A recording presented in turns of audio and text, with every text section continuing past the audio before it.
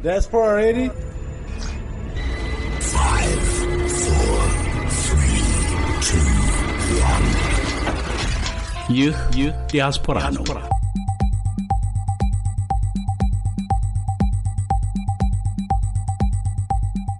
ከሸገር 102.1 ኤፍኤም ጋር በመተባበር የሚቀርብ ሳምንታዊ መርሃ ግብር ነው።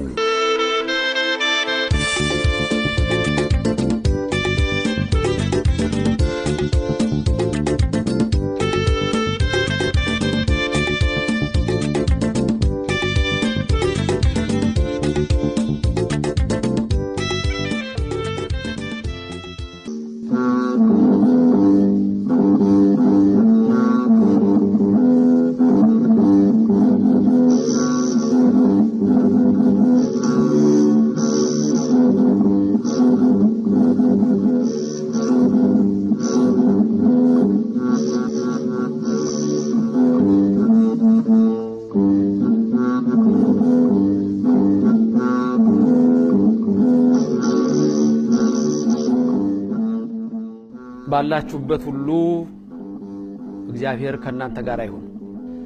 ይህ ከእሁድ የሆሳዕና ዕለት ከሰዓት በኋላ ጀምሮ እስከ ዓርብ ምሽት ድረስ ያለው ሰዓት ሕማማት ተብሎ ተሰይሟል። ይህ ሕማማት የተባለው ሳምንት የኢየሱስ ክርስቶስን መከራውንና የመጨረሻዋን የሱን ሳምንት የምናስብበት ጊዜ ነው።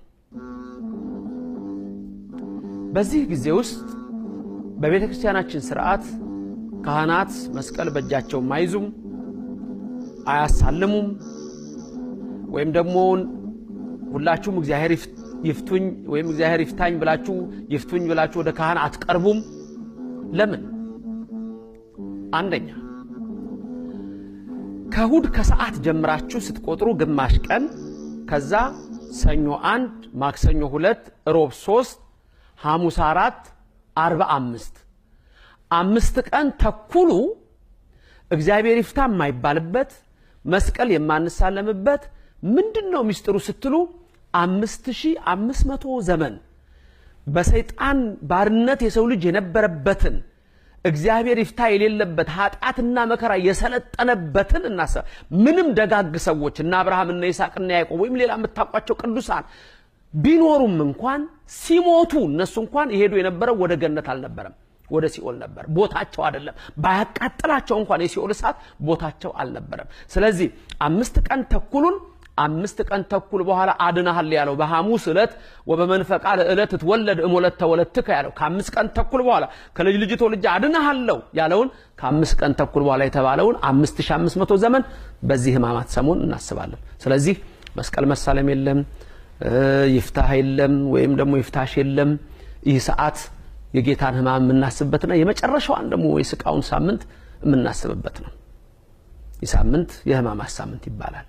በቀራንዮ አደባባይ እየተሰቀልክ ስለ ሁላችን እጆችህን ለሕማም የዘረጋህ መድኃኔዓለም ሆይ፣ አዎ 5 ቅንዋቶችህ ኃጢአትን የምንወጋባቸው ጦሮቻችን ናቸውና አቤቱ በእነሱ የሰይጣንን ኃይል ሁሉ አጥፋልን።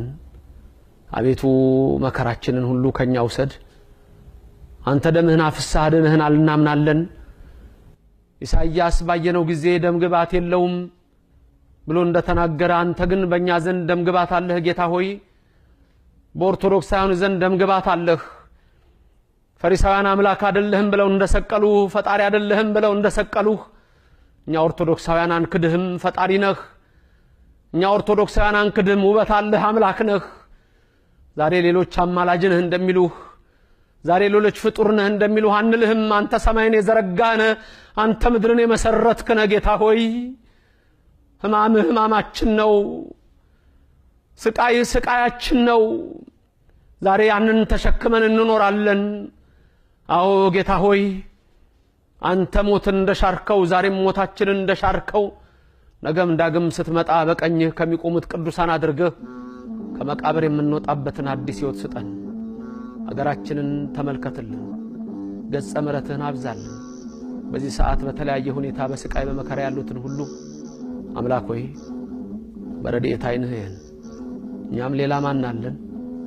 ወደ አንተ ወደ ቀራንዮ አደባባይ እናያለን። መስቀል ኃይላችን ነው። መስቀል የነፍሳችን መዳኛ ነው። እንሳለመዋለን። ደም ፈሶበታል፣ እንሰግድለታለን። ጌታ ሆይ ሕማምህ ሕማማችንን ይውሰድ። አሜን።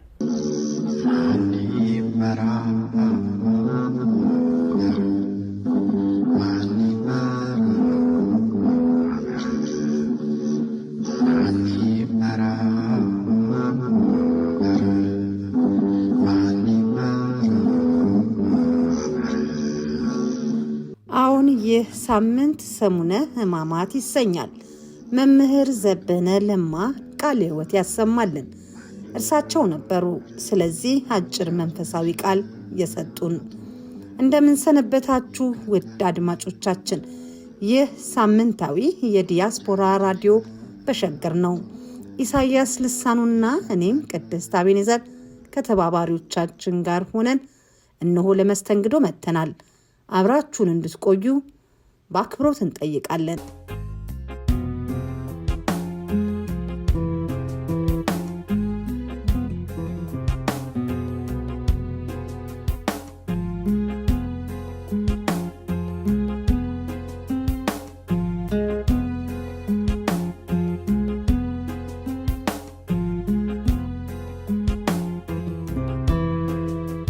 የዛሬው መርሃ ግብራችን ወቅታዊውን ጉዳይ ይሁን ካለፈው ሳምንት የቀጠለውን በመልክ ተቀናብሮ የሚቀርብ ይሆናል። ደግሞ ይህ ያለንበት ወር በፈረንጆች ኤፕሪል ወይም ሚያዝያ የግጥም ወር ተብሎ ይጠቀሳልና አጠር ያሉ ልዩ ልዩ ቅንብሮችም አሉን።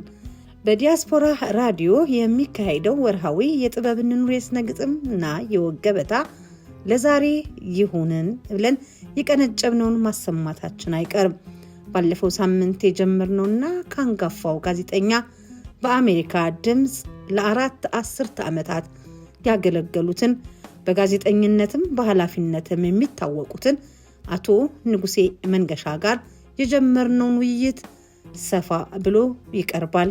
ለዛሬ ሰሞነ ሕማማት ነውና እዚህ በዲያስፖራ የበገና አውታሮችን ይዘው ከስቱዲዮአችን የመጡትን እንግዳ ወደ ኋላም እናስታውቃቸዋለን። የአሜሪካውን ወቅታዊ ጉዳይም ነካ ሳናደርገው አንቀርምና አብረን እንቆይ እንላለን። በተረፈ ቆይታችሁ ያማረ እንደሆን እምነታችን ነው። ለአብ ለወልድ ለመንፈስ ቅዱስ ሥላሴ አይዱ አምላክ ብዬ ልጀምር ቅዳሴ የአብ የወልድ የመንፈስ ቅዱስ ሦስትነት ረቂቅ ነው የማይለያይ በእውነት አንድነቱን ሳይጠቀልለው ሦስትነቱ ሲመሰገን የሚኖር እርሱ ዘላለም።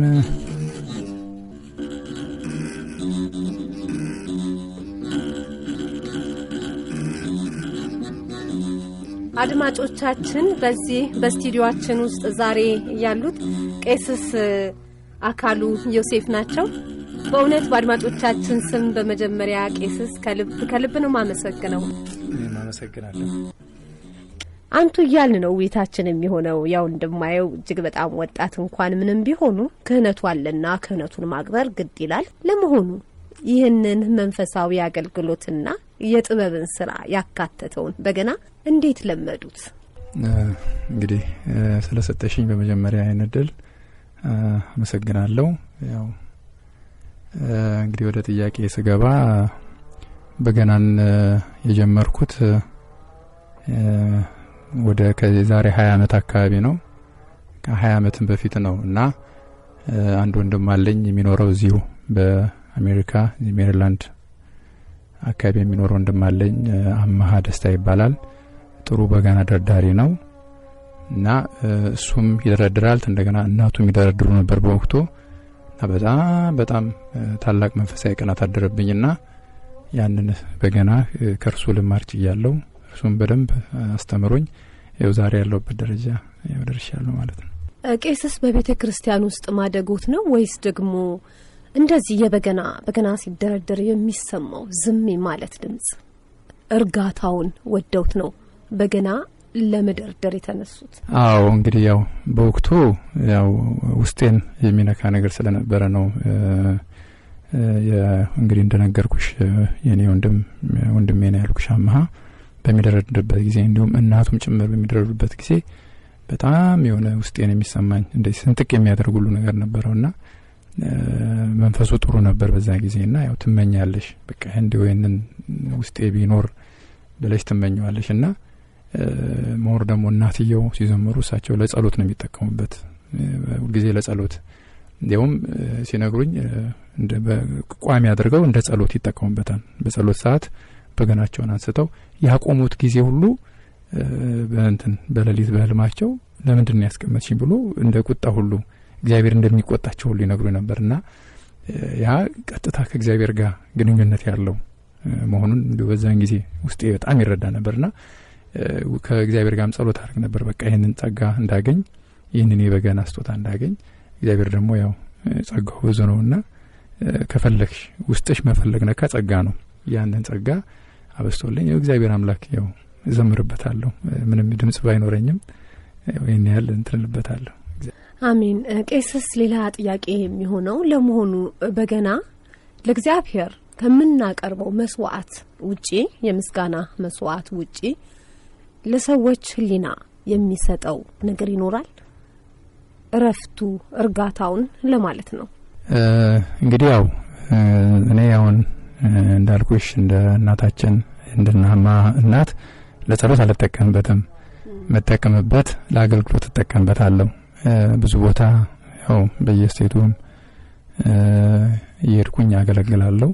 እዚህም ባሉት አካባቢ ዲሲና አካባቢ ባሉት አጥቢያ ቤተክርስቲያናት ሁሉ አገለግላለሁ። ሳገለግል ሰው በጣም ደስ እንደሚለው በቃ ውስጡ ደስ እንደሚል የሚያለቅስ ሰው ነው ያለውና ውስጡን ቢነካ ነው እንግዲህ ሲሰማው የሚነካ ሰው አለ እና እንዲሁ ሳትናገሪ ሳትሰብኪ እንዲሁ ዝም ብለሽ ማስተማርም ሰው እንዲጸጸት ታድርጊያለሽ ብዬ አንዳንዴ ይገርመኛልና ይሄን ነገር አይበታለሁ። በተረፈ ያው በየቦታው ሲሄድ አንዳንድ ቦታ ምንድነው የሚሉ ሰዎች ሁሉ ገጥመውኛል። ምንድነው ምንም ከበገናው ጋር ማይተዋወቁ ሰዎች እንደዚህ አይነት ገጥመውኛል። ምንድነው አንዳንድ ቦታ ያው አስተዋውቁልኝ ይላሉ። በገና ነው ነገሩልኝ ብዬ አይደለም አሜሪካ አይደለም ኢትዮጵያም ራሱ ማያውቁ ሰዎች እንዳሉ አስተውያለሁና ሰው ከዚህ ከበገና ጋር ያለው ግንኙነት በጣም እንትን ያለ ነው፣ የተራራቀ ነው። በቃ የተወሰኑ ጥቂት ሰዎች ናቸው ይህንን በገና በደንብ አብቀውት ጥቅሙን እንትን የሚረዱትና እንዳልሽው ይሄ ጥቅሙ አሁን በሳይንሱ ዓለም ለትልቅ ለጭንቀትም ለምንም በሽታ እንደሚጠቀሙበት አንዳንድ ነገር ሰማለሁና ለመድኃኒትም ይሆናል ማለት ነው። ለጭንቀት መንፈስ ቅዱስ ማቅረቢያ ነው። በመጽሐፍ ቅዱስ ላይ ሳኦል የሚባል ንጉስ አለና ያ ሳኦል አንድ ሰሞን አንድ ወቅት መንፈሱ ታወከ። በሚታወቅበት ጊዜ የእግዚአብሔር መንፈስ ከሱ በራቀ ጊዜ በአጠገቡ ያሉ ሰዎች ያማከሩት አንድ ዳዊት የሚባል የእሴይ ልጅ በገና ይደረድራል። እሱ በገና ቢደረድርልህ በውስጥ ያለውን ጭንቀት እርኩስ መንፈስ እንደማይወጣለት ሲነግረው እስኪ አምጡ አላቸው። ቅዱስ ዳዊት መጣለት። ያንን በጊዜው መንፈሱን ውስጡ እርኩስ መንፈስ የነበረውን እርኩስ መንፈስ ያወጣለት እንደነበረ በመጽሐፈ ሳሙኤል ቀዳማዊ ምዕራፍ 16 ከቁጥር 14 ጀምሮ ታሪኩ በዛ አለ። ሳኦል ከእርኩስ መንፈሱ ቅዱስ ዳዊት በሚደረድረው ድርደራ ያንን እርኩስ መንፈስ እንደሚያስወጣ መጽሐፍ ቅዱሳችን ይነግረናልና ትልቅ ጥቅም አለው ብዬ ነው ምገምተው። በገና እንደነገሩኝ በገናውን በተለያዩ ስቴቶች በአገልግሎት መድረኮች ላይ ይጠቀሙበታል። እንደው በገና ግን እንደሌሎች የሙዚቃ መሳሪያዎች ብቻውን ሲሆኑ የሚያደምጡት ጊዜ አለ እየደረደሩ ማለቴ ነው። እንግዲህ አንድ ሰው ጸጋው አብሮት ከአሁን መሳሪያ ድሮ እንደዚህ አልነበረ ገና ከመቻሌ በፊት በቃ ዝም በየቤቴ አሁን ብዙ ሰው ደግሞ አስተምረኝ ብሎ ሲጠጋ ራሱ እንደው ብታስተምረኝ ለምንድን ነው የፈለከው ስለው በቃ ዝም በየቤቴ ለመደርደር እኔ ለእንትን አይደለም ወጥቼ ለሰው እንትን ለማድረግ አይደለም ግን እንደው በቃ እንደው ቁጭ ብዬ ብቻዬን ለመደርደር ብሎ ብዙ ሰው አጠገቤ ሲመጣ አብሮኝ ያሉም ሰዎች እንደዛ ይነግሩኛልና ይለያያል። መጀመሪያ የምትመኘውና ከዛ በኋላ ያን አትጠቀምበትም ቢሆን አይውሽ እመኛለሁ። ቤቴ ቁጭ ባልኩ ሰዓት በገናውን አንስቼ ብድረድር እንደ ጸሎት ብጠቀምበት ይሄ ትልቅ መሳሪያ ነው። ግን በአንድ በኩል ምን አይነት እንትናለኝ ብዙ ጊዜ እኔ ጭንቀት በሽታ የለብኝም። የሚያስጨንቅ ነገር ካለ ዝም በየመሳሪያውን አንስቼ ስደረድር ይጣፋል፣ በደንብ ይጣፋል። ይሄንን በደንብ እንትን ማድረግየዋለሁ፣ ሞክሬው በደንብ አግኝቼበታለሁና ብዙ ጊዜ ይጠቅመኛል ለራሴ። ግን ፕሮግራም አድርጎ ሰው እንደሚያደርገው እንደ ጸሎት ፕሮግራም አድርጌ ተጠቅሜበት አላውቅም። ስጦታ የተሰጠው ሰው አለ። አንድ ሰው ስጦታ ሲሰጠው አብዝቶ ለሌላ እንዲሰጥ ደግሞ መንፈሳዊ ትምህርት አስተምሮቱ ይናገራል። ይሄ ትልቅ ስጦታ ለርሶ ተሰጠ። አብዝተው ለሌላ ለመስጠት የሞከሩበት መንገድ ነበረ? እንግዲህ ያው ኢትዮጵያ ያለው በስፋትም ማህበረ ቅዱሳን በማህበረ ቅዱሳን ስር አንድ የቅዱስ ያሬድ የአብነት ትምህርት ቤት ተቋቁሞ ነበር። እዛ ትምህርት ቤት ውስጥ በአስተማሪነት ቀጥረውኝ አስተምር ነበር እና ወደ ሁለት ጊዜ አስመርቄ ያለው በበገና ሳይሆን በመሰንቆ ያው ባሉት መንፈሳዊ ካሴቶች ላይ ብዙ ጊዜ በመሰንቆም በከበሮም ባገኘው በክራርም በዋሽንትም በሁሉ መሳተፋለሁና እዛ አንድ ወቅት ትምህርት ሰጥ ነበር። ከዛ ወደ አሜሪካ ስመጣ አንድ ወቅት ጀምሬ ነበር እዚህ መምህር ዘበነ ሰዎችን አስተባብሮ ትምህርቱን እንድሰጥ። ከዛ በኋላ ወደ ስራ ዓለም ስትገቢ ነገሮች አይመቻችምና ራሴው አስተባብሬ ራሴው እንትን ብዬ ከበደኝ እና አሁን ወደፊት ግን ያው ሐሳቡ አለኝ። ብዙ የሚጠይቅ ሰው አለ አስተምረን ይለኛልና የሆነ ምቹ ጊዜ የተመቸ ጊዜ ቦታ ምናምን ያስፈልጋል። የሰውን ፍላጎት አሁን ፍላጎት ያላቸውን ሰዎች እየመዘገብኩ ነው በአይምሮዬ ማለት ነው። ብዙ ሰዎች አሉ። እነዛን ሰዎች ግን ቁጭ አድርጌ ቦታ ባገኝ ጥሩ ቦታ ባገኝ በአንድ ጊዜ 15 ሰው 20 ሰው ማስተማር እችላለሁ እና ያንን ለመስጠት ከአንድ ወንድማችን ጌታቸው ዋሽንግተን የሚነፋ አለ። ከሱ ጋር ተነጋግረን ለማስተማር እንደዚህ እቅዳለን። ብዙ በአንድ ላይ መሳሪያውን አሁን በገና 15 መሰንቆውን 15 ዋሽንት 15 የሚሆኑ አንድ ላይ የሆነ ልዩ ነገር እንዲሰራ ፈልጋለሁ። አንድ ላይ የሆነ ድምጽ እንዲያወጡ እና ያንን ደግሞ እግዚአብሔር ከፍጻሜ እንደሚያደርስልኝ አምናለሁና አምላኬ አምላኬ አምላኬ ፈጣሪ ስለው ደስ ይለኛል። በቸገረኝ ጊዜ ከተፍ ይልልኛል አይቀርም ሞቱ። ቀሲስ አካሉ ዮሴፍን በአድማጮቻችን ስም ከፍ ያለ ምስጋና እናቀርባለን። ቸገረኝ ጊዜ ከተፍ ይልልኛል ከተፍ ይልልኛል ከተፍ ይልልኛል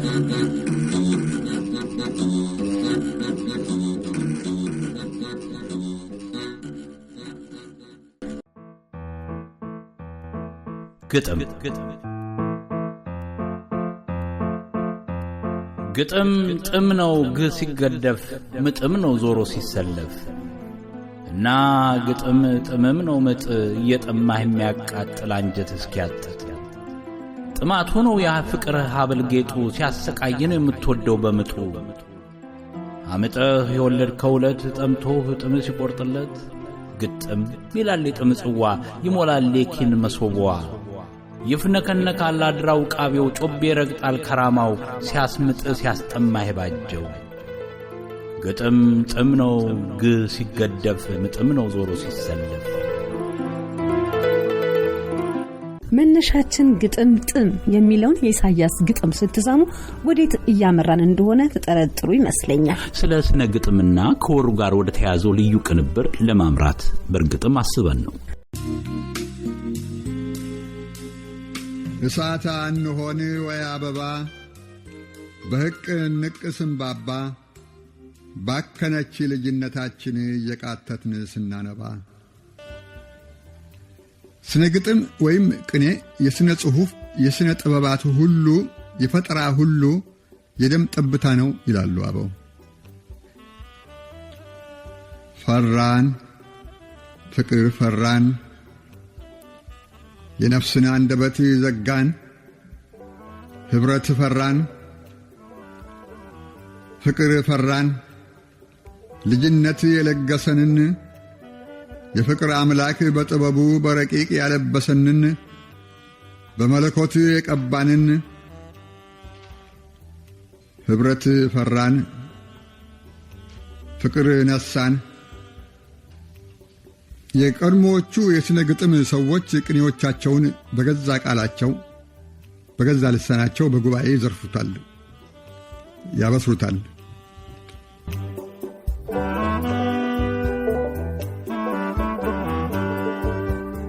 ሎሬት ጸጋዬ ገብረመድኅን ስለ ስነ ግጥም ከተናገሩት ነበር የቀነጨብነው። በኢትዮጵያ የስነ ግጥም አድማስ እንደ ተወርዋሪ ኮከብ ፈንጥቀው ጽልመቱን ሰንጥቀው ስማቸውን ከአፍ ላፍ የምንቀባበላቸው በርካታ ጠቢባን ገጣሚያን አሉን፣ ከጥንት እስካሁን የዘለቁ ማለት ነው።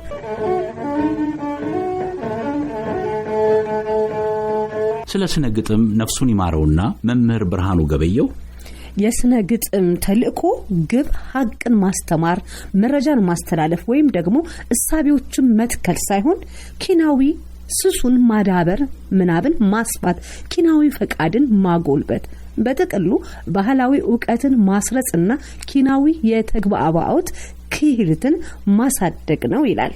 እና እንዲህ ሆኖ ገጣሚያኑ በእኛ ሀገር ሲያመጡ ጥሞናውን ሲጠሙኑ ይኖራሉ። እና ምጣቸውን፣ ጭንቀታቸውን፣ ጥበታቸውን እንዲህ እንደ ገጣሚ እንደከበደች ተክላብ ያወጡታል። ካልነኩት አይፈስም የቅኔ ምስጥሩ የህብር ቃል ዘሩ ፍልስፍናው ስሩ ማይጣም ጡቱ አግቶ ያበጠው በሐሳብ ጭማቂው ሞልቶ የከበደው የቃል ወይን ውሃ ህብረ ቃሉ አመሃ ካልተሸነቆረ በውስጥ ሂደት ስለት ወይ ካልተነካካ በሩቅ ስለት ትውስታ ውጪ ግንዛቤ አምሮ ካልሰላ የህሊናው ስለት በጡት ካልዋለ አያነባም ቅኔ አያፈስም ወዙን አይሰጥም ፍሳሹን አይገልጽም ምስጥሩን ፍልስፍና ምርቱን ቃለ ጣዕም ወይኑን።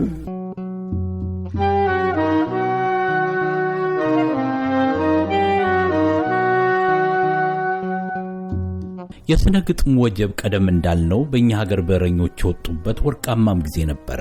ዛሬ ድረስ ሲደመጡ ሲሰሙ ልቦናን የሚመስጡ በኪናዊ ረቀታቸው የሚያሞቁ ገጣሚያን ስራዎች አሉ። መልከታቸውና ጥሞናቸው ጠሊቅ ሆኖ ህይወትን ይተረጉሙበት፣ ይመሰጥሩበት፣ ያደምጡታል። በስነ ግጥማቸው በረኛው ሰለሞን ደሬሳ ታዲያ ያለፈውን እያስታወሰ እየቆዘመ ከሞቀበት ሲያሞቀን ካወካበት ሲያወካን ደግሞ እኛነታችንን ከኢትዮጵያዊነቱ ጽዋ እንዴት እንደተጣጣንም ያሳየናል። በድምጡ ካነበበው ጥቂት እንቀንጭብ። ከገጣሚ ሰለሞን ደሬሳ። አርስቱ ባቲ ሳይሾሙ ሊያጋፍሯት ካሉባልታ ሊከልሏት አብረው የማይተኙ የሸገር ባለቅኔያት በጊዜ ቀስት በአያቴ ድምፅ ታጥረው ኦበግሌ ከጠኪ ሐሰን ወዳጅ ከወሎ ከአክሱም ሰፈር እነ ስብሃት እነ ተስፋ የገሰሰ ከሐረር ዳኛቸው ወርቁ ከይፋት መንግሥቱ ካለቃለማ ሀገር ምናልባት ካንኮበር ገብረ ክርስቶስ ደስታ ከወደ ሐሮማያ ከርሞም ከጉለሌ ካደግንበት ወንጌል ተማሪ ቤት ዮሐንስ አድማሱ መመናቀሯን ከሐረር ሲታዘባት እስክንድር መልከ ማነሽ ሲላት ተቃጥሎ እስኪላላት እያሳለው ሲከተላት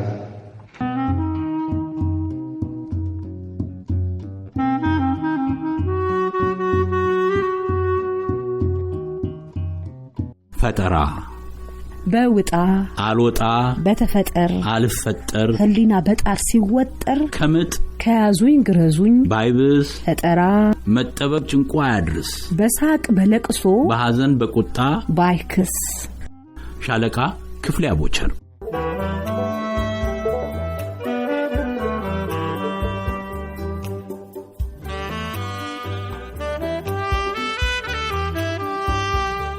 ይጮሃል ድራሲ ይጮሃል አዝማሪ ይጮሃል ከያኒ ግን ማንስ አዳምጦ ኧረ ማንስ ሰምቶ ሁሉም ጆሮ ላይ በሆዱ ተኝቶ አንድ ጣሳ አረቄ አንድ በርሜል ጠላ ጠጅ አምቡላ ከ10 ክትፎ ጋር 10 ኪሎ ስጋ ይመርጣል ዘመኑ ጥበብ ለርሱ ምኑ ደራሲ ፈቃድ አዘዘ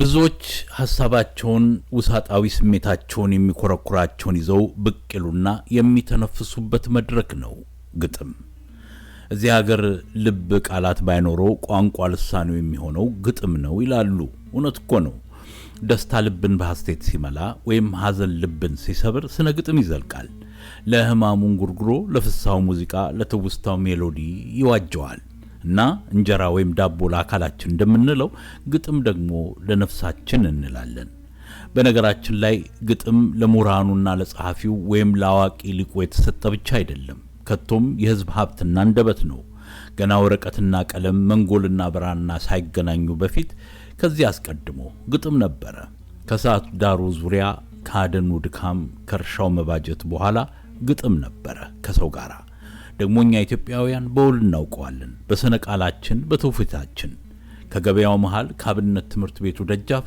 ከመካነ ጥናቱ ጓሮ ከአድባራቱ መቅደስ የስነ ግጥም የቅኔ አድባር ትዘከራለች የተረሱትን መዝሙር የምዘምር ገጣሚ ነኝ ነበር ያለው ሎሬት ጋሽ ጸጋዬ ገብረመድህን እንዲያኖ ገጣሚ ደግሞ የህዝብ ህሊናውን የህዝብ ህልውናውን ኑሮና ፈተናውን በቃሉ ኩሎ በቃሉ አምጦ ይወልደዋል ህልውናችን በግጥም የተያዘ ነው በግጥም ነው የሚነገር በቤተ እምነቱ ምስለ ቃሉ መዝሙሩ ቅዳሴው የግጥም ድባብ ያረፈበት ነው በቃ ሰው ግጥምም ሰው የዚህ ሀገር ዕውቁ ገጣሚ ላንግስተን ሂውዝ እንዲህ ይላል ግጥም የህዝብ ነፍስ ነው ቃሉ ብቻ ሳይሆን ለቅሶ ሳቁ በስንኙ የተቀረጸበት እና በዚህ ወር ስነ ግጥምን ስናነሳ ገጣሚያኑን እያሰብን የስነ ቃል ሀብታችንንም እያወሳን ነው በነገራችን ላይ የወራዊው የዚህ ወር የግጥም ምሽታችን በዚሁ በያዝነው ወር መጨረሻ ላይ አርብ በሀገሩ የዘመን አቆጣጠር ኤፕሪል 25 2025 ይከናወናል አለፍ ብለንም ከቀረበው ማዕድ ወደፊት ማቃመሳችን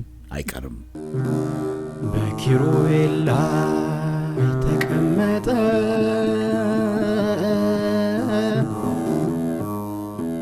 ምድርና ሰማይ ተናወጸ ለዚህ ቅዱስ አምላክ ምስጋና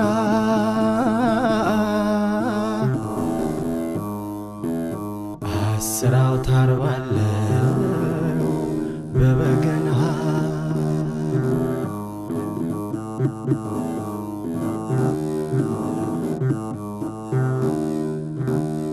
በኪሩቤል ላይ ተቀመጠ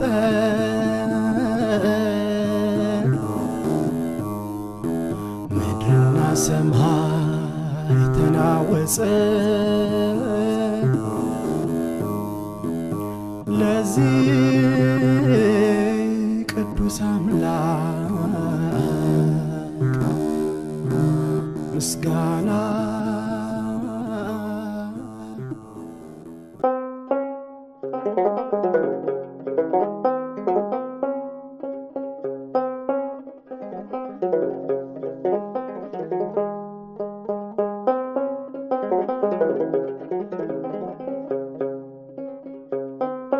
በየትውልዱና በየሙያው መስኩ ብርሃን ሆነው ባሪያነት የሚጠቀሱ ግዙፋን ይፈጠራሉ የህይወት ዘመናቸውን ለዚያ ተግባር አውለውት በስራቸው አስመስክረው የሚጓዙ በመሆናቸው ከአፍላፍ ስማቸውን ስንቀባበለው እንኖራለን በጋዜጠኝነት ሙያ ውስጥ እውነትን በመከተልና ለህዝብ ሊና በመሆን ከሚታወቁት አንጋፋዎች መካከል እድሜ ዘመኑን ለጋዜጠኝነት የሰዋው ጋሽ ንጉሴ መንገሻ በእኛ አጠራር ይጠቀሳል በተጓዘባቸው ጎዳናዎች ባገለገለባቸው ዓመታት የሚሊዮኖችን ደጃፍ ቆርቁሮ ድምጻቸውን አሰምቷል ዛሬ በጦረታ ላይ ሆኖም የሀገር ጉዳይ ይወዘወዘው ኢትዮጵያን እንዳለ ነው ከጋሽ ንጉሴ ጋር ውይይቱን ያጫረብኝ ሰሞንኛው የአሜሪካ ድምጽ በድንገት የመዘጋቱ ዜና እንደሆነ ቀደም ተናግሬያለሁ በዚያው መነሻነት ታዲያ ጋዜጠኛ ንጉሴን ካገኘው አይቀር ብዬ ከግሉ ህይወትም ከሥራውም በረከት ለመቋደስ መሻቴም አልቀረም። ባለፈው ሳምንት የተከበራችሁ አድማጮች እንደምታስታውሱት የአሜሪካ ድምጽ የአማርኛ መርሃ ግብር የገጠመውን ፈተና በተመለከተ ያወጋን ነበር። በ1980ዎቹ መጀመሪያ ላይ ተቋቁሞ በተለይ በቀዝቃዛው ዓለም ጦርነት ወቅት ሰፊ አገልግሎትን የሰጠው የአሜሪካ ድምጽ የአማርኛው ክፍል ፈተና የገጠመውና ይዘጋ የሚል ግፊት የነበረበት ጊዜ እንደነበረም ያወጋኝ ነበር። የአማርኛው መርሃ ግብር እንዲዘጋ የተጠየቀበትን 3 ምክንያቶችም አንስቶ ያ ሂደት እንዴት እንደነበረ እየገለጸልኝም ነበር። አማርኛ ህዝብን ያፋጃል፣ ጠብን ያጭራል፣ ዲሞክራሲንም ይጋፋል፣ በአማርኛ ብቻ በመሆኑም ሰው ተቀይሟል ከሚል ክስ ጋር በቀድሞ የኢህአዴግ አገዛዝ ስሞታ ቀርቦ ለዚያ የተሰጠው ምላሽ ተንተርሶ እያወጋ እንዳለ ነበር ያቋረጥ ነው። አንጋፋው ጋዜጠኛ ንጉሴ መንገሻ እና እኔ በዛን ወቅት ውስጥ ሂሪንግ ውስጥ ይደረግ አይ ቲንክ ሐሙስ ቀን ነግሮኝ ማክሰኞ ቀን ነው ሂሪንግ የነበረው። እኔ ጥናት አደረኩኝ። ሰባ ደውዬ አማርኛ በስንት ሰዓት እንደሚተላለፍ እና ስንት ሰዓት በሳምንት በዛን ጊዜ ወደ 68 ሰዓት በሳምንት አማርኛ ነው፣ 11 ሰዓት በሳምንት ኦሮምኛ ነው፣ 9 ሰዓት በሳምንት ትግርኛ ነበር። ስለዚህ መንግስት ራሱ የአማርኛ ጥቅም አድርጎ በመላ ኢትዮጵያ የሚደርስበት አማርኛ ነው ማለት ነው። አማርኛ ቋንቋ የሆነ ብቻ ሳይሆን አማርኛ እንደ ሁለተኛ ቋንቋ አድርገው የሚናገርም ብዙ ህዝብ አለ። በነገር ላይ በነበረው ስታቲስቲክ ከ78 እስከ 76% አማርኛ ይችላል ህዝቡ በዛን ጊዜ። ይሄ ሪሰርች ነው ማለት ነው። ዝም የሚወረወረው በዛን ጊዜ ነበር ሪሰርች ነውና እዛ ላይ ይሄንን በቀላሉ ሪፊት ለማድረግ ሞከሩ። ኮንቴንቱን በሚመለከት ሚዛናዊ ነው ወይ፣ ሶርስ ነው ወይ፣ በደንብ ምንጩን ጠብቆ ነው ወይ፣ የጆርናሊስቲክ ህግና ደንቦችን ስርዓቶችን ተከትሎ ወይ ፕሮግራም የሚለውን ፕሮግራም ሪቪው ዲፓርትመንት ነው ጆን ለነን የሚባል አሜሪካዊ ነው። በኋላ የቪዲዮ ፕሮግራም ዳይሬክተር ነበር። እሱ ነው መናገር ያለበት አልኩ። ተናገረ። አማርኛ is one of my best service አለ ነው። ከዓመት እንትናችን ይዞ ቀረበ። 3 ዓመት ወደ ኋላ ሄዶ አመጣ። እንዳውም አንድ ጊዜ ንጉሴንና ፕሮዲዩሰሩን ጠይቄ ሌላ ጋር ሄደው ስላሰራራቸው እንዲያስረዱ ሊያሰርቪስ ጋብዩ ሄደው አድርጓል አለኝ። እውነቱን ነው። መጨረሻ ላይ ዴቪድ ቦርክ ይባል ነበር፣ የኤቢሲ ፕሬዚዳንት ነበር። ያን ጊዜ የዚህ የቦርዱ ቸርማን እሱ ነበር የጣሊያን የቀረበው ሂሪንጉን የሚሰማው። ከስቴት ዲፓርትመንት መጣ፣ ከዩኤስአይኤስ መጣ፣ ከናሽናል ሴኩሪቲ ከዋይት ሃውስ መጡ። እነዚህ በሙሉ ከዛ ደግሞ ደብዳቤውን የጻፉት ሴኔተሮችና ኮንግሬስመን ለሁለቱ ሴኔተሮች አንድ ቺፍ ኦፍ ስታፍ፣ ለሁለቱ ኮንግሬሶች አንድ ቺፍ ኦፍ ስታፍ መጥተው ተከራከሩ። ይዘጋው ነበር የሚሉት ካየ በኋላ ሁሉም ከሰማ በኋላ ሲፒጂ ደግሞ በነገር ደብዳቤ ጻፈልን። ይሄን መዝጋት በጣም ሮንግ ነው፣ ትክክል አይደለም። በጣም ጥሩ አሜሪካን ያገናኘን። እውነትም እኮ በነገር ላይ ፕሮግራሙ ሲቋቋም በ1982 የአሜሪካ ኤምባሲ እኮ 4 እና 5 ሰራተኛ ነበረው፣ አምባሳደር ነበረው። ቻርጄን ይኖር አላውቅም፣ ሞስት ላይክሊ ቻርጄ ይኖረዋል። ከዛ ዩኤስአይኤስ ተዘግቷል። ፒስኮር የሚባል እነዚህ ሰላም ተልኡካን የሚባሉ በመምህርነት የሚያገለግሉት በሙሉ ደርግ መንጥሮ አስወጥቷቸዋል። ብዙም አልነበሩም፣ የቀሩትን መንጥሮ ነው ያስወጣውና የአሜሪካን ተቋም የአሜሪካን ቦታ የያዘ ኢትዮጵያ ውስጥ ቦታ አልነበረውም። በጣም ትንሽ ከኤምባሲው በስተቀር በዛ ጨለማ ውስጥ ነው ገብቶ ይሄ ፕሮግራም የአሜሪካና የኢትዮጵያን ሕዝብ ያገናኘው። ምንም አንና ሁለት የለውም። እሱ እንኳን ደግሞ ብዙ ሰው ነው ያደመጠው። የሚያደምጠው ደግሞ ኮምፕሌክስ ስለፈጠረ አንድ የተዛባ ወሬ ስለለቀቅ አይደለም፣ ሀቅ ላይ የተመረኮዘ ሲሆን ነው። ሪሰርቻችን ሁልጊዜ ቪኦኤ ምን አለ ነው ህዝቡ 2-3 ሚዲያ ከሰማው እስኮ ቪኦኤ እናድርግ። ትረስት ወርዲነስ ታማኝነቱ በጣም የላቀ ነበር። ይወስኑ ማለት ምንም አንድና ሁለት የለውም። ስለዚህ ያ በዛ አይነት ስሙን ለማግደፍ ሙከራ ይደረጋል። እኔ በ1980ዎቹ ዓመታት በአመት 2-3 ነበር ሱዳን የሚሄደው የሬፊጂዎችን ህይወት። በነገር ላይ በጣም የሚገርም ህዝብ ነው። 26 ካምፖች ነበሩ ምስራቅ ሱዳን ውስጥ። በ26 ካምፖች ውስጥም በሬፊጂ ካምፕ ውስጥ በእያንዳንዱ ቤተክርስቲያን አለ። ቤተክርስቲያን ደግሞ የተሰራውና የተዋቀረው የተቋቋመው በሬፊጂ አቅምና ገንዘብ ነው። በሌለው ገንዘብ ጥሮ ግሮ አርሞ ቆፍሮ እና ሸቅሎ እንደዛ አድርጎ ቤተክርስቲያን በጣም አማኝ ህዝብ ነው። ይገርማል።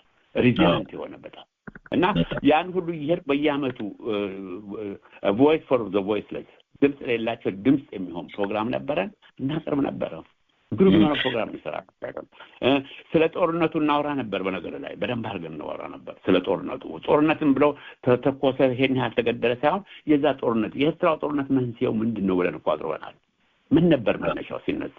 ሰዎች አቅርበን ነው። ከዚህ በፊት እዚህ ኒውዮርክ ማን መድረክ ላይ ወጥተን እናገርም ያሉ ሰዎች ዶክተር በረከት ታደሰላሴና ዶክተር ንጉሴ አየለ እነሱም ፕሮግራም ላይ አቅርቤ አናገራቸዋለሁ። አበራ ይማነምና ሶስተኛ ሰው ጨምሬ ምንድን ነው ይሄ ጦርነት እንዴት ተጀመረ? ምን አይነት ውድመት ተፈጠረ? እስካሁን ስንት ንብረት ወደመ? ስንት ሰው አለቀ? በዚህ ጦርነት ምክንያት ስንት ሰው ተሰደደ? ምክንያቱ ደግሞ ምንድን ነው? አንድ እሱ። ሁለተኛ ደግሞ ሶሉሽን መፍትሄው ምንድን ነው? ያ አትራክሳቸዋለሁ በጣም ማአት ጊዜ ፕሮግራም። ስለዚህ ያንን ያደረገ ነው። አሁን ዛሬ ይሄ ሲዘጋ በጣም ውስጤን የሚወረብረውና በጣም የሚያሳዝነኝ ያን ውለታ ያደረገ ያን ቁም ነገር የሰራ ፕሮግራም የተዘጋው። በዚህ አሁን በጋዜጠኝነት ህይወት ውስጥ አንተ ይሄንን በመርሃበትም ጊዜ ቀደም ሲል የጠቀስከው ይሄ ሁለት ጎኖችን የማቅረብ ሁለት አስተያየቶችን ወይም አቋሞችን የማቅረብ ነገር በመገናኛ ብዙሃንም ይሁን በተለያየ መልክ በአድማጩም ዘንድ ብዙ ጊዜ መወቀስን፣ መተቸትን፣ መገፋትን ያስከትላል። ለብዙ ጋዜጠኞች እሳት የሚሆንበት ሁኔታ አንዳንዴ እሱ ነው። የሚወደውን ሰው ስታቀርብለት ደጋፊ፣ የሚጠላውን ሰው ስታቀርብለት ደግሞ ተቃዋሚ የሚሆንበት ዝንባሌ አለ። ያ ሁኔታ አሁንም አልተቀየረም። እንደው በዛን በነበረህ የኃላፊነት ደረጃ ውስጥ በዚህ ረገድ በግልህ የደረሰብህ ግፊት፣ ተቃውሞ የሚያስፈራ ሁኔታ ነበረ? ማስፈራ ነው ዋናው እኮ ሴቭ ሄቨን በለው ምን የሚያስፈራ ነገር የለም። እዚህ እውነቴን ነው። ግን ሰልፍ ይደረጋል። ሰልፍ ይደረጋል። ይወጣል። በስሜን ንጉሴ መንገሻ አሁን ደግሞ በቅርብ ጊዜ ትዝታ በላቸው እያሉ ሰልፍ ይዘው ይወጣሉ እኮ ስሙ ጋዜጠኞች ያዙ እንዲያርገን ነው። ፔቲሽን ፈርሞ ያስገባሉ። እንዲያርገን ነው። እሱ ከዚህ በፊት ኮሚኒስት ነበር፣ እንዲህ የህዝብ ድርጅት አባል ነበር ምናምን እንዲህ አይነት ክሶች ይመጣሉ። ሁልጊዜ ዕለት ነው። ግን በነገራችን ተለምደዋል። ይሄ ብቻ አይደለም። የቅንጅትን እንትን በደንብ አድርገን ሪፖርት አድርገን ነው በደንብ ኮምፕሬሄንሲቭ በሆነ መንገድ በደንብ አድርገን ጥሩ ነበር። መጀመሪያ የምርጫው እስኪመጣ ድረስ የተደረጉ ውይይቶች እውነትም በጣም የሚገርም ነበር። ዶክተር ብርሃኑ ነጋ ዛሬ መንግስት ጋር ያሉት ነጋሽ መስፍን እና ኃይሉ ሻውል እነዚህ በሚዲያው እየቀረቡ በሚያደርጓቸው ውይይት በጣም ሁለገብ የሆነ ሁሉን ያካተተ ሁሉን ያሳተፈ ስቴክሆልደሩን ሁሉ ያቀፈ ስለነበር በጣም ደስ የሚል ነበር። ሪፖርት አድርገን ደስ ብሎ እና ያን ካረግን በኋላ ግን ያ ሁሉ ዲባክል ተፈጠረ። ያ ሁሉ ሰው ተገደለ። 200 ሰው ምናምን ተገደላለም እንደ ለፍርድ የወጣው ሰው የቅንጅት ሰዎች 120 የሚሆኑ ተጠራርገው እስር ቤት ገቡ። የኔና ሌሎች 4 ጋዜጠኞች ስም እዛ ፍርድ ቤት ሊስት ውስጥ ነበር እኮ። እዚህ ሆነን ሰው አስገኝተናል፣ በፕሮግራማቸው ሰው አስገድለዋል የሚል ወሬ ክስ ቀረበበት። በኋላ እኔም በምን ተአምር ከዚህ ሆነን ሰው እንደምናፈጅም አይገባኝም በነገር ላይ እና ራሱ ስቴት ዲፓርትመንት ያ ነገር የኛ ዜጎች ስለሆኑ እነሱ መክሰስ አይቻልም፣ ከከሳችሁ ቪኦኤን ከሆነ ቪኦኤን ክሰሱ ብሎ ክሱ እንዲያነሱልን አረገ። ያ አይነት ጥቃት ነው በነገር ላይ ምንም ባልሰራሁት ነገር የፕሮግራሙን ስለሚጠላ ብቻ የማይፈልጉት ነገር ስለታለ ስምን ወጥተው ፍርድ ቤት በጣም የወንጀል ነው። ትክክል ነው። እሱ ይጎዳል፣ ያማል። በነገር ላይ እኔ ሀገሬን በጣም ነው የምወደው፣ አርጌ በጣም ነው የምወደው። ውጭ ኑሮ እንጂ በውስጥ ይጃት ነው ሁልጊዜ የምኖረው። ልጆቼን ብታስተዳደርጋቸው የምታይ በጣም ኢትዮጵያዊነትን ማዕከል ያደረገ በዛ ባህል ነው ያደጉትና ሀገሬ መግባታችንም ከለከለኝ። በደርግ በእንትን ጊዜ በኢህአደግ ጊዜም አትገባም ተባልኩ ሞከርኩ። እኔ 2 3 4 5 ተጠየቁ፣ አልፈቀድም አሉኝ። አንድ ጊዜ እንዳውም ቪዛ አውጥቼ ለኤርትራኖች ይሻሉ ፕሬዚዳንት ኢሳያስን ኢንተርቪው ለማድረግ ያን ጊዜ ሱዳን ቱራቢ ነበር። እሱን ኢንተርቪው ለማድረግ እሺ ተባለ። ቪዛ አገኘሁ ለሱዳን። ኢትዮጵያ ውስጥ አትገባም ተባልኩኝ። እንደው ጥያቄም ጠቅላይ ሚኒስትሩን ሄጄ ኢንተርቪው ጠቅላይ ሚኒስትር መለስ ነበሩ ያን ጊዜ ስልጣን ላይ እሳቸውን ኢንተርቪው አትገባም ተባልኩ። ኤርትራ ሄጄ ኢሳያስን ኢንተርቪው አድርጌ ቱራቢን ኢንተርቪው አድርጌ ከኤርትራ ዘግቤ ተመለስኩኝ። ያመሃል ይጎዳሃል፣ በጣም አድርጎ እንትን ይልሃል፣ ይጎዳሃል። ግን ምን ታደርገዋለህ? ከ43 ምናምን በላይ በደርግ ጊዜም አልተቻለም፣ በኢህአደግ ጊዜ አልተቻለም። ኢህአደግ አሁን ሲነሳ በ2018 ከ7 ዓመት በፊት ኢትዮጵያ ለመግባት ጀመርኩ ለመጀመሪያ ጊዜ። በነገር መጀመሪያ ጊዜ ሄጄ በቃ የሄድኩትም አባቴንም እናቴንም መቅበር አልቻልኩም ነበር፣ ማስታመም አልቻልኩም። አልቻልኩም ተቀበል ስለማለት እንድገባ መግባቴ ስለታገደ ከዛ ደግሞ በሌሉበት የተወለዱ የወንድሜ ልጆች የእህቶቼ ልጆች አሉ። እነዛን ሁሉ አይቼ በህይወትም ያሉትን አይቼ የሄዱትም ተሰናብቼ በየመቃብራቸው ሄጄ አልቅሼ ተመልሼ መጣሁ። አሁንም ህልሚያ ሪታየር ካረኩ በኋላ 6 ወር እዛ 6 ወር እዚህ የሚል ነበር። አሁን ደግሞ ሌላ ጥያቄ የተነሳ ነው። እኔ ደግሞ ወደ ኋላ አሁንም እዛው ቮይስ ኦፍ አሜሪካ በነበርክበት ጊዜ ከሚቀርቡትና ከማስታወሳቸው ዝግጅቶች መካከል የጌታውን ታምራት ቀለምልሶች ነበሩ። በነገሬ ላይ ግን በአሜሪካ ድምጽ በስማችሁ ሳይሆን በብር ስማችሁ ትታወቁ ነበር ልበል እንዴ? ጌታውን ታምራት ደግሞ የተወሰነ እኔ ታምሩ ሃምፖ ሱራፌል ነው እኔ ነኝ በብር የምጠቀመው። ሌሎቹ ግን አስኪን በስማቸው የሚጠቀሙት ማንም በስሙ እኔ በጌታውን የአያቴ ስም ነው። በነገር ላይ ከዚህ ለማዛ ነገር ያለ ታምራት አባቴ ታናሽ ወንድም ነው። በ32 ዓመቱ ይሞታል። ግን ትንሽ ሆኜ ገና 78 ዓመት በጣም ከሊና የጠበም አስታውሰዋለሁ። በቃ የሚያቀብጠኝ ሁልጊዜ ይዞኝ የሚዞር ወታደር ጂፕ አለውና በቃ በዛ ከሱ ጋር ታስሬ ነው ያደግኩትና ያ ጂፕ ነው ደግሞ ገልብጦ የሞተው እና በሱ ስም ነበር ምለው ነገሩ። በነገር ላይ እንትን ነው በቃ ቤተሰቦቼም ምን ዘመድም ስላለ እስቲ ደርግ እንዳያቀኝ የሚል ዝም ብሎ የውሸት መሸሸግ ነው። ግን ያውቁታል፣ ንጉሴ መንገሻ መሆኑን ያውቁታል። እንደውም አንድ ጊዜ ደርግ ሚኒስትር አቶ አብዱልአዚዝ የሚባል ቪኦኤ መጣ ኢንተርቪው ይሰጣል ብሎ ሬሊ ነው ያሰጡ ነበር። እሺ ብሎ መጣ። ሲመጣ ልቀበለው ወጥቼ ጌታውን ታምራት ነኝ ስለው አቶ ንጉሴ እባክህ እሱ ሞዴል አለው እናውቃለን አቶ ንጉሴ መንገሻ ነው አይደል? አይ ቲንክ ጉነትክን ነው። በጣም የምወደው ፕሮግራም ነበር ኢንተርቪው ማድረግና ፓናል ዲስካሽን በጣም ደስ ነው የሚለኝ።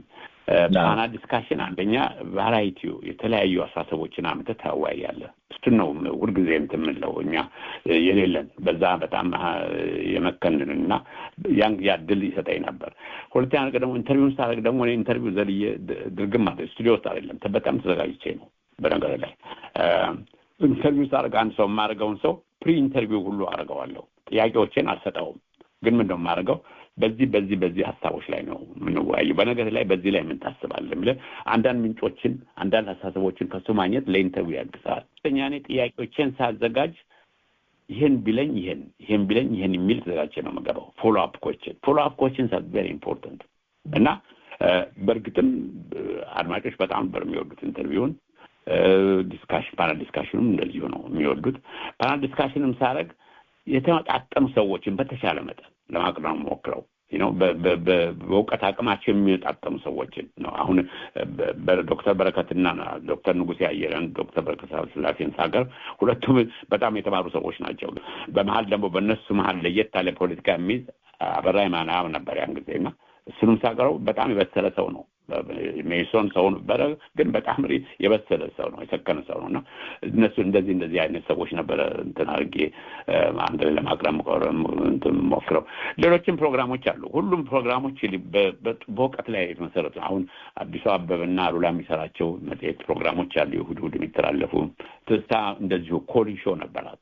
እንግዶች ትጋብዝና ዋና የሆኑ ሰዎች የመጀመሪያዎቹን 20 ደቂቃ 15 ደቂቃ ሰው ጠይቅና አድማጮች የሚያደርጉት ጥያቄ መመለስ ማለት ነው።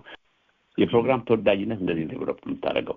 ከዛ ደግሞ ሁልጊዜ መፈተሽ አለበት። አሁን ማስተላልፈው ፕሮግራም የጤናውን ፕሮግራም ብለው የኢኮኖሚ ፕሮግራም ብለው ፊቸሮች ብለው የሚካሄዱት ውይይቶች ጥቅም አላቸው ወይ? ሪሰርች ሁልጊዜ ያስፈልጋል። ቢያንስ በአመት ከተቻለ አለዛ በ2-3 ዓመት ውስጥ መደረግ አለበት። ያ ሪሰርች ብዙ ነገር ያመላክታል።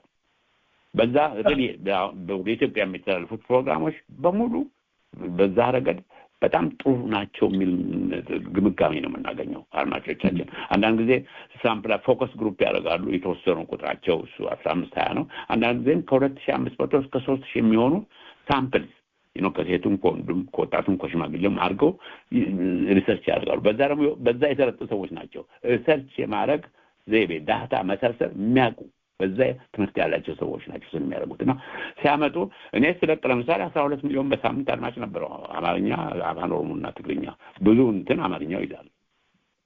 እንደዚህ አይነት ነው። ይሄ ነው የሚያሳዝን። አሁን በመዘጋቱ ምክንያት ያለሳውያ ይሄ በጣም ያጎላል። በዚህ በጋዜጠኝነቱ ዙሪያ ላይ ግን ቀደም ሲል ካነሳቸው ጋር አሁን ያለው ዘመኑ ያመጣቸው የማህበራዊ መገናኛ ወይም ሶሻል ሚዲያ የነበረውን ወንፊት ወይም ደግሞ ደረጃ እያዘቀጠው ወይም ደግሞ እየቀነሰው የመምጣት ሁኔታ በጋዜጠኝነት ሙያ ውስጥ ደግሞ ሁሉም ዘሎ የሚገባበት የመምሰሉ አጋጣሚ ይታያል። የቀደም ሲል የገለጽካቸው ሁሉንም አስተያየቶች ለመድረክ አቅርቦ ወይም ለገበያው አቅርቦ አድማጩ የሚወሰንበት ሁኔታ እየቀረ የመጣበት ሁኔታ ነው አሁን የምናስተውለው። በዛ ረገድ ምን መደረግ አለበት ትላለህ? በተለይ ጋዜጠኛ ለወጣንያኑም ለወጣት ጋዜጠኞችም ይሄንን አይነት ፊና ምክንያቱም አንደኛ አድማጩም ማህበረሰብም ጭምር የሚፈልገውን መስማት ነው እንጂ የሚቃወመውን መስማት ብዙም የለመደ አይመስልም።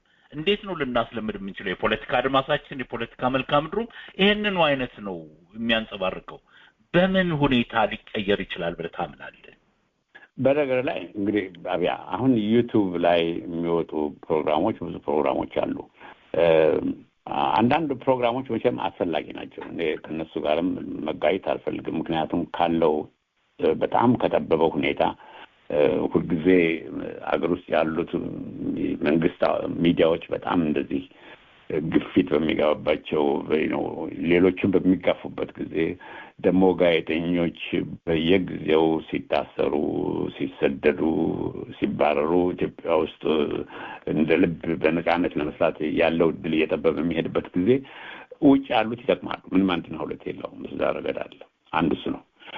ግን ያ ደግሞ ዛን ጊዜ አንድ ነገር ቤዚካሊ ይመስለኛል ጋዜጠኝነት እንደ ማንኛውም ሙያ ትምህርት ያስፈልገዋል፣ እውቀት ያስፈልገዋል፣ ተሞክሮ ያስፈልገዋል። ያ የግድ ነው መሆን ያለበት። ገባም እኔ ተነስቼ ነገር ነርስ ስለሆነ ይችላል ሐኪም ልሆናለሁ አልችልም እኮ የተማርኩት ትምህርት ይሄን ነው። በዚህ ነው በዚህ ነው ሳገለግል ቆየሁት። በዚህ አልጄ ሪታየር አድርጌያለሁና ሌላውም ይሄ ላፕቶፕ ስለያዘ ብቻ ዩቲዩብ መሆን በጣም አስቸጋሪ ነው። እንደገዛ ደግሞ በጣም ሪዲክለስ በሆነ ነገር ፍጹም ያልሆነ ወሬ የተፈጠረ ይነዛል። የውሸት ወሬ የተነጠረ ያ በጣም ትክክልም አይመስለኝም። ስለ ፍትህ እያወሩ ስለ ነጻነት እያወሩ ስለ ፍርድ መጓደል እያወራ አንተ ራስህ ፍርድ ገምዳይ መሆን አትችልም። ገባ? ትክክል አለም እኮ አሁን ለምሳሌ አንስተ ሌላውን መደብደብ በዝም ብለህ ካራክተር አሳሲኔሽን ነው የሚሆነው። መረጃ ያስፈልጋል፣ ሪሰርች ያስፈልጋል። ሶሻል ሚዲያ እንደዚህ መብዛቱም ለሶሻል ሚዲያ ሁለት አስፔክት አለ። አንደኛ ሪሊ ጥቅም አለው በደንብ ከተጠቀምክበት፣ በደንብ አድርገህ ምክንያቱም ከመቅጽበት ዜና ዛሬ በአጭር ጊዜ ውስጥ ይደርሳል፣ ቶሎ ታስተላልፈዋለህ። ኢንስታንትሊ ነገሮች እየተካሄዱ ያን ወሬ ይዘህ መውጣት ትችላለህ በሶሻል ሚዲያ። ያ ጥቅም አለው። ቴክኖሎጂ ነው ዓለምን አቀራረበው ማለት ትችላለህ። አት ዘ ሴም ታይም ደግሞ ሶሻል ሚዲያ የውሸት ወሬ መንዣ ሆነ፣ ሰዎችን አታክ ማድረጊያ ሆነ፣ ካራክተር አሳሲ የሚካሄድበትም እየሆነ ሄደ። ከዛ መቆጠብ በጣም ያስፈልጋል። በጣም የሚያስፈልግ ይመስለኛል። በተረፈ ግን እንዳልኩ እኔ ፕሮግራማቸውን ፕሮዲስ የሚያደርጉ ሰዎች እውቀት ላይ የተመሰረተ ሙያ ላይ የተመሰረተ ስኪል ይሄ እኮ አሁን አንተ የምታደርገኝ ኢንተርቪው እኮ ስኪል ኦፍ ኢንተርቪው የሚል ራሱን የቻለ ጆርናሊዝም ላይ ተነኳለ። ትምህርት ያስፈልገዋል። ይሄም ማድረግ ይቻላል። ትምህርት ቤት እንኳን ገብቶ መማር ባይችል ወርክሾፕ ማድረግ ይቻላል። ጥናት ማድረግ ይቻላል። ማንበብ ይቻላል። ግን ዋናው ለዚህ ሁሉ መፍትሄ ግን በነገር ላይ አጠቃላይ የአንድ ሀገር ዴሞክራሲ ህይወት ሲለወጥ አካታች ስቴክሆልደሮችን የያዘ መንግስት ሲመጣ እና የህዝብ ስልጣን ባለቤትነት ሲረጋገጥ ህዝብ በሰላም መርጦ ስልጣን ሊያወጣል፣ ካልፈለገ ደግሞ በሰላም መርጦ ያወርዳል። ያ እስከሆነ ድረስ ፕሬስም የዛ አካል ነው የሚሆነው። ዴሞክራቲክ ይሆናል። አድሮን ነጻ ፕሬስ እኮ ኮርነር ስቶር ኦፍ ዴሞክራሲ የሚሉት አይደለም። የዴሞክራሲ ዋልታ እኮ ነው የሚባለው አይደለም እንዴ? ሌላ ብቻውን ነጻ ሚዲያ ብቻውን ሊያብብ አይችልም። ሌላው ጭቆና፣ ሌላው ሪፕሬሽን እያለ ሌሎች ኢንስቲትዩሽንስ በሙሉ በየመንግስት ተቆጣጣሪ ያካሄዳቸው ፍሪ ፕሬስ ብቻውን እኮ ሊያብብ አይችልም። ስለዚህ እነዚህን አጣጥሞ መስራት ይቻላል። ያ ቀን አንድ ቀን ለኢትዮጵያ እንደመጣለት ተስፋ አደርጋለሁ። ፍሪ ፕሬስ አሁን ውጭም ያለው ውስጥም ያን ካረክ ደግሞ ጊዜ ትወስዳለህ። ለህዝቡም ደግሞ መራወጥ ብቻ ሳይሆን ይሄ ተገደለ ምን ሳይሆን መራወጥ ብቻ ሳይሆን ትምህርት ላይ የተመረኮዘ ሙያ ላይ የተመረኮዘ ለህዝቡ የሚመቸውና የሚፈልገውን ነገር ህዝቡንም እያሳተፉ እኮ ማድረግ ትችላለህ እና ጥሩ ፕሮግራሞች ፕሮዲስ ማድረግ ይቻላል። ግን አም ስትሮንግሊ አሁንም ቢሆን ትልቅ በዚህ አመኔታ አለኝ ሚዲያ በጣም ትልቅ ሚና አለው። በአንድ ሀገር የህዝብ ለውጥ ውስጥ ትልቅ ሚና አለው። አሁን ሳውዝ አፍሪካን ውሰድ። ሳውዝ አፍሪካ ሚዲያ ፕሪንት በለው ኤሌክትሮኒክ በለው ቴሌቪዥን፣ ሬዲዮ እነዚህ በሙሉ በጣም ነፃ ናቸው። ዙማን የሚያክል ፕሬዚዳንት እኮ ነው ያወረዱት። 250 ሚሊዮን ብር የሚያወጣ ቪላ ካንጣለለ በኋላ ይሄ ገንዘብ ከየት መጣ ማለት ምርመራ መጡ። ከዛ በኋላ ተሰርቆ ነው አሉ። ከዛ ፍርድ ቤት ቀረበ። ፍርድ ቤቱ ፈረደበት፣ ለቀቀ ስልጣን። እነዚያ ጋዜጠኞች ምንም አልሆኑም። በአፍሪካ እንትን ሳውዝ አፍሪካ ዌል ስታብሊሽድ የሆነ ጥሩ የሚዲያ አውትሌት አላቸው፣ ሬዲዮም፣ ቴሌቪዥን፣ ፕሪንትም። ከዛ ቀጥሎ እነ ጋና ላይ እኮ እንትኖች ፕራይቬት ሬዲዮ ስቴሽንስ በዚህ ምርጫ ተወዳዳሪው አሸንፏል ብሎ እኮ ይላሉ። አንዳንድ ግፊት የለባቸውም፣ ጫና የለባቸውም ማለት አይደለም። ስለዚህ ሪሌቲቭ ግን በጣም ዚያዱኝ ምንም አንድና ሁለት። ቦትስዋና በጣም ጥሩ ነው። ኦኬ ኬንያን ብያለሁ ቅድም። ኬንያ ናይሮቢ ብቻ ወደ 13 የሚሉ ፕራይቬት እንትኖች ስቴሽኖች አሉ እና በጣም በደንብ ነው ኦፕሬት የሚያደርጉት። እንደዚህ ነው እና የኛም ሀገር ለዛ እድል የምትበቃበት ጊዜ ይመጣል ብዬ ተስፋ አደርጋለሁ። ጋሽ ንጉሴ ወደ ግል ህይወት ልምጣና ዝግጅታችንንም ለማጠቃለል ውይይታችንንም ለመግታት እንደው በጋዜጠኛነቱ ዓለም በርካታ ልጆችን አፍርተሃል። ጋዜጠኞች የሆኑ በአንተ ስልጠና የበቁ ጋዜጠኞችን አፍርተሃል። በግል ህይወት ስንት ልጆች አሉ? ስንት ልጆችን አፍርተሃል? ያንተን ፈለግስ የተከተለ ልጅ አለ ሆይ? እኔ ጥያቄ ሳታውቃት ቀርም እንደዚህ ነው ጥያቄ ያቀረብኩ። እኔ በድምሩ 4 ልጆች አሉ። 2 ወንዶች፣ 2 ሴቶች። አንደኛዋ ባለቤቴ ከዚህ በፊት አግብታ ነበር፣ የወለደቻት አለች። ሐምራዊት ነች። አሁን ዶክተር ሐምራዊት ተስፋ፣ እሷም እንደ ልጄ ነው የማያት። እኔ ጀርመን በነበርኩበት ጊዜ አሁን ትምህርት ቤት እያለሁ የወለድኩት እያለኝ ስሙ ነንግስ ነው የሚባለው። እናቱ ጀርመን ነች። አርኖልድ ነንግስ ነው እሱ። ሁለተኛ ልጄ ነው። እዚህ ሀገር ከባለቤቴ ጋር ከተጋባን በኋላ የወለድናቸው 2 አሉ። ተስፋዬ ንጉሴና የአምሮት ንጉሴ ናቸውና ሁሉም በነገር ላይ ዶክተር አምራዊት ዶክተሬቷን በሶሻል ወርክ ነው ያገኘችው። እሷ በስተቀር ሌሎች በሙሉ ማስተርስ አላቸው እና ተስፋዬ ንጉሴ እና የአምሮት ቮይስ ኦፍ አሜሪካ በሩ ላይ እዛ የህፃናት መዋለ ህፃናት አለ ዴይኬር፣ እዛ ነው ያደጉት እና ቢሮዬም መጥቶ ድክ እያሉ እየሮጡ ነው እና ተስፋዬ ሁልጊዜ ይወዳል፣ ድምፄን ይወደዋል። ደግሞ ብሮድካስት ካገኘኝ በጣም ደስ ነው የሚለው እና ስቱዲዮ ይሄዳሉ። ስቱዲዮ ቁጭ ብሎ ከፕሮዲውሰሮች ቁጭ ብሎ ይሰማል ሁልጊዜ እና እኔ ግን በምንም ሁኔታ ጆርናሊስት ይሆናሉ ብዬ አላስብም ነበር።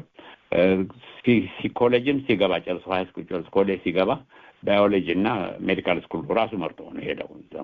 ግን ሰከንድ ላይ ደወልና እኔ አልፈልግም ይለኛል። ምን ነው ጋዜጠኛ መሆኑን ሞልገው ይለኛል። ኧረ በእናትህ ይቅርብህ አንድ ሰው ይበቃል። አንድ ነገር ደግሞ ጋዜጠኝነት የሀገር እኮ ስራ ማግኘት ቀላል አይደለም። በጣም ሳቹሬትድ ነው እና ብዙ እድል የለውም እና ይቅርብህ እለዋለሁ። አይ ይላል፣ እምቢ ይላል። መጀመሪያ ዲግሪውን ሲያገኝ እንግሊዝኛ ሜጀር አደረገ፣ ጆርናሊዝም እንደ ማይነር አደረገ። ከዛ መጣና እንዳጋጣሚ ዋሽንግተን ፖስት መጽሔቱ ዊክሊ የምትወጣ መጽሔት አለች ያለኝ ዋሽንግተን ፖስት፣ እዛ ኤዲተሩ ቀጠለው። በቃ ረዳት አድርጎ ኤዲተሩ ረዳት ለሪሰርች ምናምን እንዲያግዘው ነው። ግን እዛም ሆኖ አርቲክል መጽሐፍ ጀመረ። ከ2 ዓመት በኋላ አሁን ብጨምር በተሻለ ሁልጊዜ ምኞቴ ኮሎምቢያ ስኩል ኦፍ ጆርናሊዝም ነበር። እሱ ገባ፣ እዛ ተቀበሉት። ፈተና ተፈተነ። አንድ ሪግረስ የሆነ ኢንትረስት ፈተና አለው። ግን የኔም ጋዜጠኝነት አገዘው። ሲዘጋጅ ረዳሁት። ምን ፎከስ ኮንፍሊክት የሆኑ አገሮች ላይ ማቴሪያል እንዲመስረት ተዘጋጅቶ ሄደ። አለፈ፣ ገባ። የቻንስለሩን ስኮላርሺፕ አግኝቶ እዛ ማስተርሱን አግኝቶ ወጣ። ከዛ ቀጥሎ ፒቢኤስ ቀጠለው። ፒቢኤስ ከ1 ዓመት በኋላ ተዘጋ። ምክንያቱም በጡረታ በምንድን ነው በእርጥባን በድጎማ የሚኖር ድርጅት ስለሆነ ፒቢኤስ ቴሌቪዥን ከዛ 1 ዓመት ተኩል ትንሽ ስራ አጣና ወዲያ ወዲህ አለ። ቤትምና ምለው ቢያለ እዛው ኒውዮርክ እየሰራ ያገኘውን እየሰራ ቆይቶ ኤስፔን ቀጠለው። 10 ዓመት ያህል እዛ ይሰራ ነበር እና ባስኬትቦል ሃይ ስኩል ሆኖ ሲጫወትም ደስ አለው በጣም። በቃ እሱን ሪፖርት ያደርግ ነበር እና አሁን ግን ከ10 ዓመት በኋላ ኤቢሲ ቀጥሮት ኤቢሲ ኒውስ ሶሻል ሚዲያ እና ሪፖርተር ነው፣ ፕሮዲውሰር ነው። እዛ ነው የሚሰራው እና አንድ ቀን ናሽናል ቴሌቪዥን ላይ ይሆናል። እሱን አፍርቻለሁ ማለት ይችላለሁ። እና ከዛ በተረፈ 2 የልጅ ልጆች ወንዶች አሉ። አንዱ ትልቁ ሊዮ ነው፣ የታሲሎ ያልኩ መንግስት ልጅ ነው። ለንደን ነው የሚኖሩት። እሱ 5 ዓመቱ ነው። እሱ ታናሽ 3 ዓመቷ ነው። ሊያ ትባላለች። የተስፋዬ ልጅ አዶና ይባላል። አሁን 2 ዓመት ይኖረዋል። ወንድ ነው። ሌላዋ ሴቷ የትንሿ የአምሮት ልጅ ነች። ማያ ትባላለች። እሷም አሁን በቅርቡ ኦገስት ላይ 2 ዓመት ይኖራታል። አያት ሆነሃል ማለት ነው። ጊዜህንም በዚህ በጡረታ ጊዜ እዚህ ሀገርን ጉዳይም በአንድ በኩል እያካሄድክ በዚህም በልጆችም ታድልሃል። እግዚአብሔር የተመሰገነ ይሁን። ጋሽ ንጉሴ ብዙ ጊዜ በህይወት አጋጣሚና በስራ በትጋት በሀገርና በወገን ላይ ተጽዕኖ ያላቸው ሰብናዎች አንተን የመሰሉት ታሪካቸውን በመጽሐፍ መልክ አስፍረው እንዲያልፉ ለቀጣዩ ትውልድም እንዲናገሩት ለማለት እንዲጽፉ እናስባለን። በዚህ ረገድ ያንተን የህይወት ጉዞ እንጠብቃለን ብል ምላሹ ምን ይሆን? እግዚአብሔር ዳበለኝ እግዚአብሔር አሳክቶልኝ ጉልበቱንም አቅሙንም የማሰብ ችሎታውን ከሰጠኝ አንድ ነገር እንደማበረከት ተስፋ አደርጋለሁ። ቃል መገባው ነገር አይኖረኝም፣ ግን መጥፎ ነው ቃል መግባት እና ግን ሞክራለሁ፣ ተስፋ አደርጋለሁ እንደሚሳካልኝ። አንጋፋውን ጋዜጠኛ ንጉሴ መንገሻን በዲያስፖራ አድማጮች ስም ከፍ ያለ ምስጋና እናቀርባለን። ወደፊትም በሌሎች ጉዳዮች ዙሪያ ከጋዜጠኛ ንጉሴ መንገሻ ጋር እንደምንወያይ ባለሙሉ ተስፋ ነኝ። አረ ደስየነ ሐረካሉ ካሉ እንደዋለ ቀረ ቁም ነገር ሁሉ ደስ የምሳ በልቶ ቦሩም የተኛ መኪናው ዘለቀ ሞልቶ መንገደኛ ሞልቶ መንገደኛን ሞልቶ መንገደኛ ሞልቶ መንገደኛ ማን ወደ ማን ይሆን የሚገሰግሰው ማን ወደ ማን ይሆን የሚገሰግሰው መቼም ያገናኛል መንገድ ሰውና ሰው መንገድ ሰውና ሰው መንገድ ሰውና ሰው መንገድ ሰውና ጠቅላላ ዝግጅታችንን በዚሁ ተጠናቀቀ። ለመስተንግዶና ለዝግጅት ቅድስት አበነዘር እኔም ኢሳያስ ልሳኑ ከተባባሪዎቻችን ጋር በመሆን ሳምንት እስከምንገናኝ ድረስ መልካም ሳምንት።